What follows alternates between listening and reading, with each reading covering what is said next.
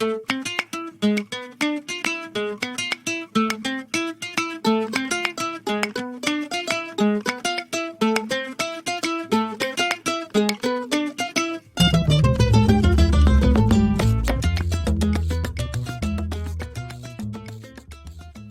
mon pompon.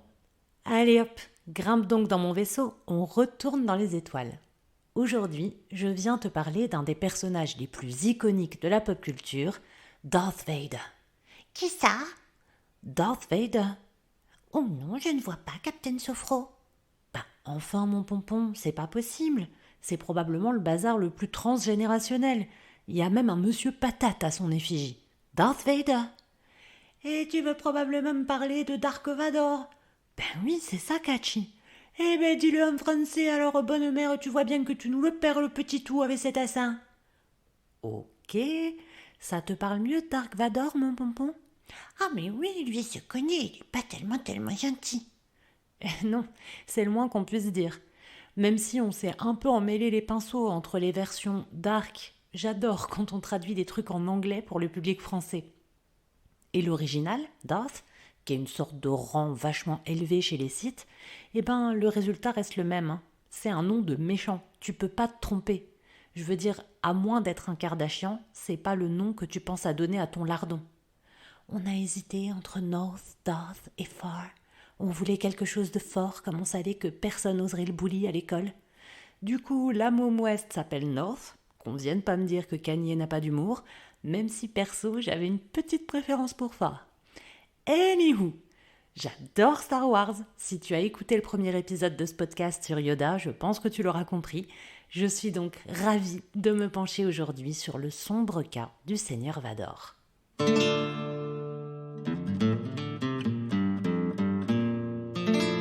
Alors, petit rappel pour les deux du fond qui écoutaient rien au premier épisode. Ouais, si, je vous ai vu. Je suis née en 79. Du coup, moi, j'ai commencé la saga dans l'ordre de sortie, autrement dit comme il se doit, et non pas dans l'ordre des épisodes numérotés, autrement dit en dépit du bon sens. J'ai donc découvert qui était le père de qui, par exemple, vu que personne m'avait spoilé. Je sais, c'est une chance incroyable. Et en ce qui concerne notre vilain du jour, c'est encore plus important. D'abord, pour la révélation de l'Empire contre-attaque, comme quoi Askip ce serait le daron du jeune Luke, mais aussi, et j'ai presque envie de dire surtout, pour la présentation très particulière de ce personnage. Nous, on savait rien d'Anakin Skywalker. On ne savait rien de ce qu'il y avait sous le masque avant la fin du retour du Jedi. Je me rappelle donc, comme si c'était hier, de la première fois que j'ai vu Vador. Long couloir de vaisseaux, blanc plastique immaculé, invasion de Stormtroopers assortis contre quelques membres de la rébellion beige kaki en déroute. Ouais, les couleurs c'est important.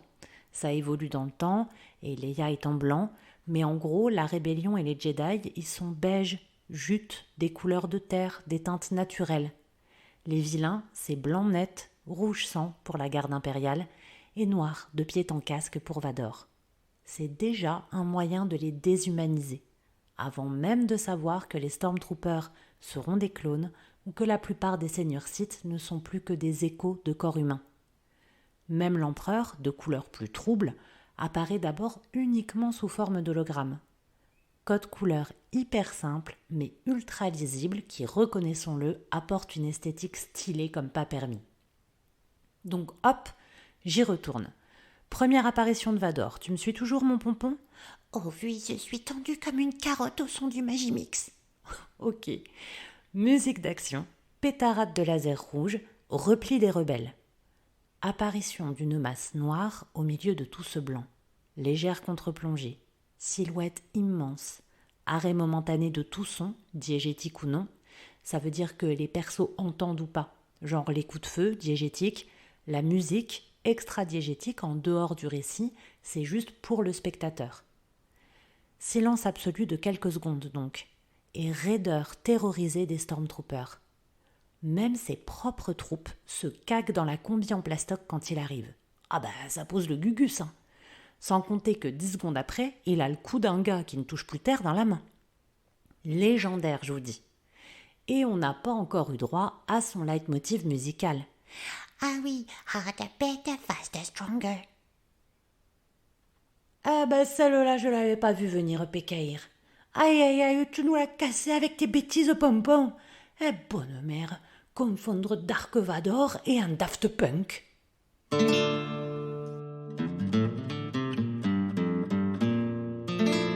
Captain Sophro, ça va?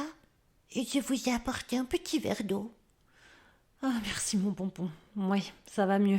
Ah ça m'a prise par surprise, hein. Puis au-delà de ça, chanter Our Work is Never Over en ce moment, hein, bon, allez, c'est pas de ta faute, t'es qu'un tout petit pompon. Je fais reset dans ma tête et hop, on y retourne. Alors, au-delà du style qui n'était pourtant pas gagné en termes de swag, Vador, c'est donc un personnage qui inspire à tous la terreur et qui semble, au début, dénué de tout autre sentiment que l'impatience. Gare à celui qui ne va pas assez vite. La date de péremption des collaborateurs est à très courte échéance dans l'organigramme impérial. C'est d'ailleurs une des raisons pour lesquelles on remplace finalement les soldats sympathisants du régime par des clones de Boba Fett et qu'on tient les autres uniquement par la terreur. Une bonne vieille dictature classique en somme. On commence par s'introduire par la voie de la gestion de crise et hop, on impose des mesures, on durcit le ton, on élève les médiocres et on écrase les modestes. Et puis un jour, telle la grenouille qui n'a pas senti la température monter dans la casserole, c'est trop tard, les carottes sont cuites et c'est parti pour la tyrannie. Oh bah, faut faire bien attention alors. Eh oui mon pompon, ouvre bien les neneuils, on n'est jamais à l'abri. PS, j'ai écrit cet épisode avant le 11e 49.3, ce serait marrant si c'était pas aussi amer. Ce qui est cool dans Star Wars, c'est que le schéma politique de large envergure trouve son écho à l'identique dans le parcours de chaque personnage. On parle bien de basculement du côté obscur. Il y a donc bien un moment où on flirte avec la limite, où il est difficile de trouver la nuance entre détermination et colère, entre fierté et sentiment de toute puissance, entre justice et vengeance. Le pire ennemi du Jedi, c'est la peur, à commencer par la peur de lui-même. On a parlé dans l'épisode 1 de l'épreuve de la grotte. Et pourtant, c'est bien cette conscience du risque que l'on représente qui empêche Luke de basculer. De même, l'amour n'est pas permis aux Jedi. Et pourtant, c'est bien cela qui ramène Anakin. C'est cela aussi qui réunirait et Kylo Ren dans une lutte commune. C'est compliqué, l'équilibre, en société comme pour l'individu. Plongeons un peu dans la construction du personnage. On nous le présente au cinéma, dans l'ordre de sortie, d'abord comme un terrible chef surpuissant. On retrouve cette maîtrise incroyable de la force dans son combat contre Reva dans la série Obi-Wan Kenobi. Il est statique et bouge seulement la main pour se battre contre le sabre laser de son ennemi. On est loin du virevoltant Yoda contre Dooku et il faut reconnaître que ça a plus de gueule.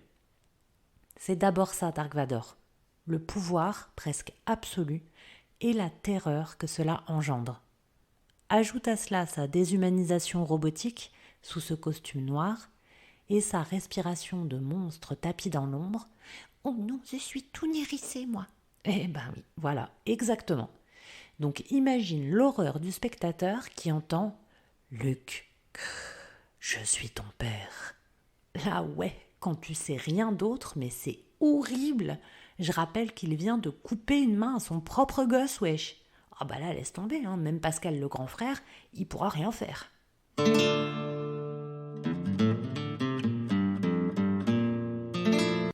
Parlons un peu de ce rôle de père, puisque c'est une des répliques les plus cultes du cinéma. Le pélo a quand même cumulé les mauvais choix, provoquant la mort de chagrin de celle qu'il aime, Padmé Amidala, parce qu'il n'était pas foutu de gérer sa colère. Je passerai volontairement sur l'épisode 2 où on passe la moitié de notre temps dans les champs à jouer à saute espèce de mouton extraterrestre en changeant de coiffure toutes les 10 secondes et en riant bêtement dans une lumière orangée. Ouh, allez, je respire. Tu vois, ça mon pompon, ça c'est un coup à basculer, ça. Bref, Le gars fait très vite dans la relation toxique et on lui cache ses propres enfants. Bon, il y en a un, on le cache, c'est son oncle Owen. Sérieux, fouillouyou, la bonne cachette. Et l'autre, la sœur, Leia, on cache carrément son existence. Obi-Wan a été sage de me la cacher, déclare Darky, juste après avoir lu dans le cœur de Luke qu'il avait une jumelle. Ben sinon quoi? Il aurait égorgé ses propres enfants? Mais c'est quel genre de zozo ça en fait? Alors moi je veux bien qu'on pardonne tout après parce qu'il a un sursaut d'humanité paternelle, probablement plus en se revoyant lui-même à travers Luke torturé par l'empereur que par pur amour en vrai, mais quand même bon, moi je trouve que les casseroles sont lourdes perso. Alors on sent une petite estime pour Leia qui doit lui rappeler le courage politique de Padmé. Mais bon, vous noterez également qu'il n'y a pas grand monde qui se préoccupe des pouvoirs de celle-ci. Heureusement qu'on la verra masteriser la survie dans l'espace dans les derniers Jedi. Bien que la scène soit hautement ridicule, je te l'accorde, ça faisait quand même plus de 20 ans, moi, que j'attendais de la voir Jediisée. Après tout, c'est un ordre très égalitaire, c'était quand même pas logique qu'elle le fasse pas. Bref, père absent, menace pour ses enfants, Vador est, dans ce rôle comme ailleurs, complètement perdu dans le côté obscur. On comprend mieux tout cela, c'est vrai, grâce aux épisodes retraçant la jeunesse du perso. Anakin Skywalker, c'est un petit doudou qui n'a que sa mère, vu qu'à ce type, il a pas de daron, mais genre pas du tout. Oui, ça rappelle quelqu'un. C'est d'ailleurs l'élu, selon Qui-Gon, qui le voit comme né de la force pure. On soupçonne plus tard une manipulation de la force par Palpatine, mais toujours est-il qu'il n'y a pas de père, et personne ne tiendra le rôle de guide. Qui-Gon est trop froid, et Obi-Wan trop jeune. Racheter son échec de mentor avec Anakin sera d'ailleurs la quête de sa vie. De plus, l'enfant fait partie de la caste la plus basse de la société. Lui et sa mère sont esclaves, et les grands Jedi ne jugeront pas bon de lever le petit doigt pour la libérer, elle, qui aurait sans doute su l'élever. Il ne doit son salut qu'à son talent incroyable pour les courses de modules. Bah tu m'étonnes, le piou-piou, c'est un pot de midi-chlorien ultra condensé.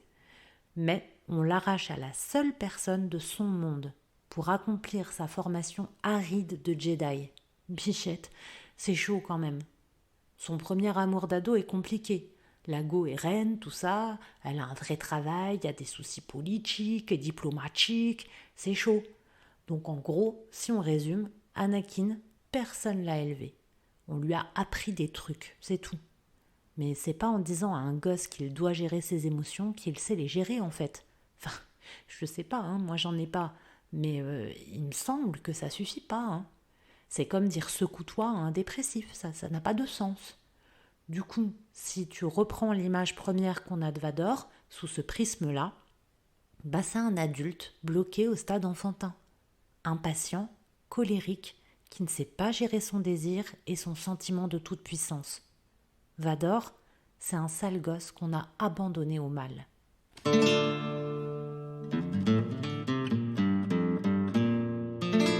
Ah, puis il faut revenir sur le corps.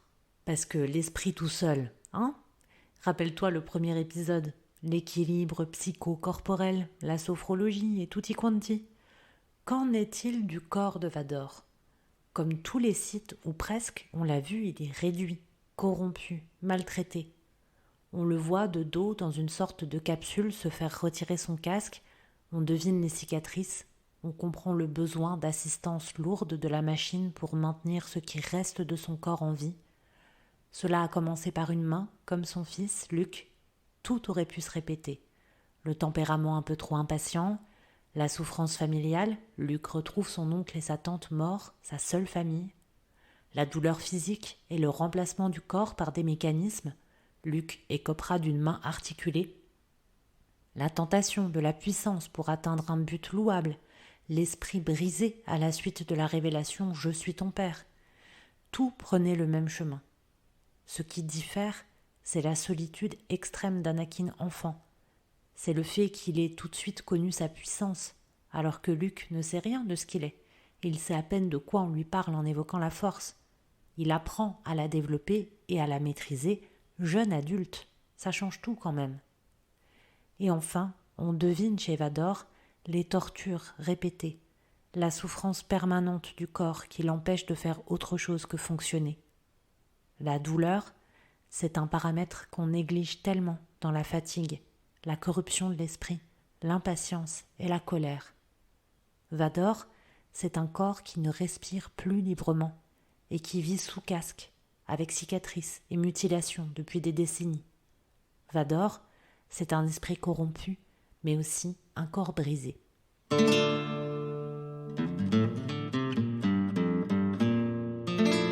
C'est pourquoi aujourd'hui, je voulais pratiquer avec toi le soufflet thoracique.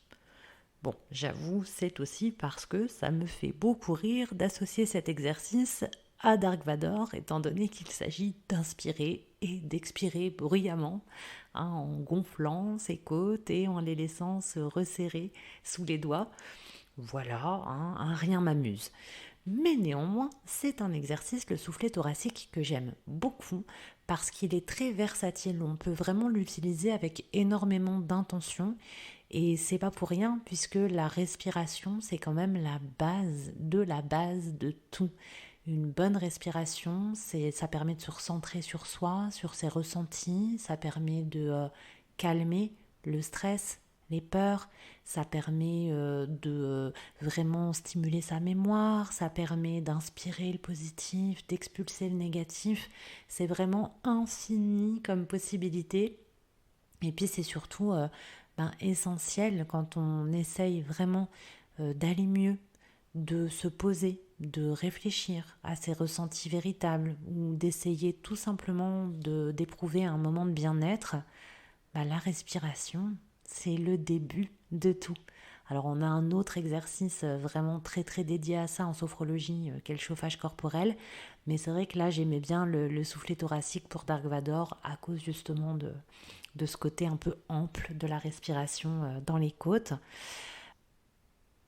Il s'agit donc d'un exercice de relaxation dynamique, donc ça veut dire que tout le monde est le bienvenu pour participer.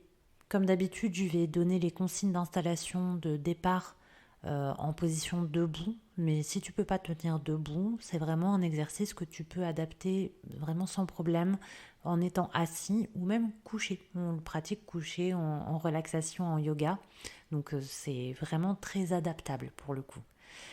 Je te rappelle, comme à chaque fois, de bien te débarrasser de tout ce qui pourrait te gêner, entraver tes mouvements. Là, on va mettre par exemple les mains sur les côtes, etc. Donc, comme je t'avais déjà dit une fois, si tu as des bracelets un peu bruyants ou ce genre de choses, c'est peut-être le moment de les retirer. Vois en fait un moyen de te mettre dans la posture et dans la situation la plus confortable possible. Retire ton casque, Anakin! T'as bouffé la gueulie à Kachi en plus tout à l'heure. Tu m'étonnes que tu respires mal. Donc, si tu as bien tout retiré toi aussi, mon pompon, je te rappelle le principe de l'exercice. Il va falloir que tu mettes tes mains sur tes côtes. Alors, tu peux les mettre sur les côtés, de part et d'autre de ton corps. Moi, j'aime bien les mettre un petit peu plus sur le devant, de façon à ce que mes doigts de la main droite touchent les doigts de la main gauche. De cette façon-là, quand tu vas inspirer, tu vas sentir normalement tes doigts s'écarter un tout petit peu. C'est pas grave si ça s'écarte pas beaucoup. La respiration thoracique, c'est pas celle qu'on utilise le plus naturellement au quotidien. Donc si tu l'as jamais fait, c'est normal que ça bouge peu pour une première fois. Peut-être que ça bougera énormément dès la première fois, tant mieux. Mais c'est pas grave du tout. L'important c'est l'intention. Donc en principe, tu devrais quand même sentir que ça bouge au moins un petit peu et du coup les doigts vont se décoller légèrement les uns des autres et tu vas sentir un tout petit peu tes côtes s'écarter, un petit peu comme une porte de vaisseau, tu vois, comme une porte d'ascenseur. Hop, ça s'ouvre et à l'expiration, hop, les côtes vont se rapprocher, la cage thoracique va se rétrécir un petit peu et tu devrais sentir à nouveau tes doigts se toucher. Donc, l'idée, elle est toute simple. On inspire profondément par le nez. On sent légèrement ses doigts s'écarter, la cage thoracique se gonfler. On expire profondément et doucement par la bouche et on sent les mains se rapprocher l'une de l'autre. Là, pour cet exercice comme intention, on va mettre tout simplement l'idée de se détendre, d'apporter du calme en soi. Comme d'habitude, accorde-toi ce temps vraiment pour toi. Accueille l'ensemble de tes ressentis, même si c'est pas exactement ce que moi je te propose de ressentir. Si tu ressens autre chose, laisse venir. C'est aussi un temps d'observation de soi-même, sans jugement. Tout est bon à prendre. Et puis évidemment, reste bien concentré sur le ton de ma voix pour suivre les consignes au fur et à mesure. Donc si tu es prêt, mon pompon, on va pouvoir commencer. Je te laisse placer tes pieds à la largeur du bassin. Fléchis légèrement les genoux pour rester bien stable, surtout que l'exercice va se pratiquer les yeux fermés. Garde ta colonne vertébrale bien droite, baisse tes épaules, relâche-les bien, laisse les bras détendus le long du corps. Garde la tête droite dans le prolongement de la colonne vertébrale et ferme tes yeux. Place tes mains sur ta cage thoracique et inspire profondément par le nez. Sens légèrement tes doigts s'écarter et souffle profondément, doucement, sens tes mains se rapprocher l'une de l'autre. Respire à nouveau naturellement. Tu peux relâcher les bras le long du corps. Écoute tous tes premiers ressentis dans la cage thoracique. Et prends conscience de l'amplitude de ta respiration.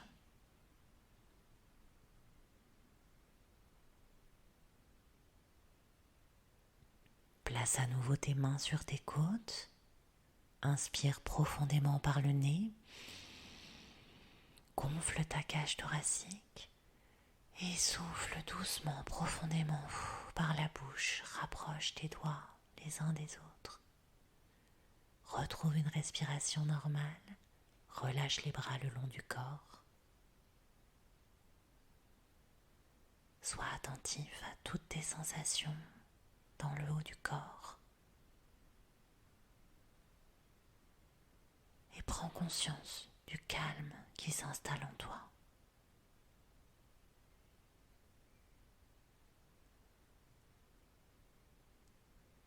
Je te laisse faire une dernière fois à ton rythme.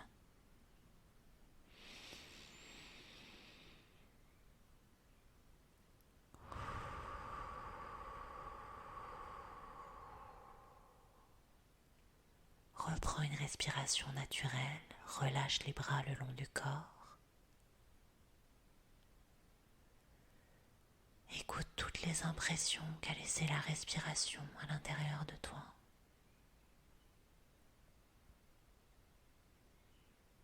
Prends conscience de la détente profonde de ton corps.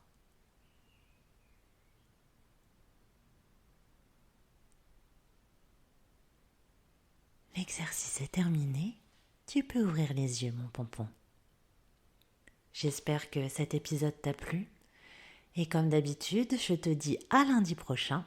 Et d'ici là, n'oublie pas, respire, baisse tes épaules et relève le menton, mon petit pompon.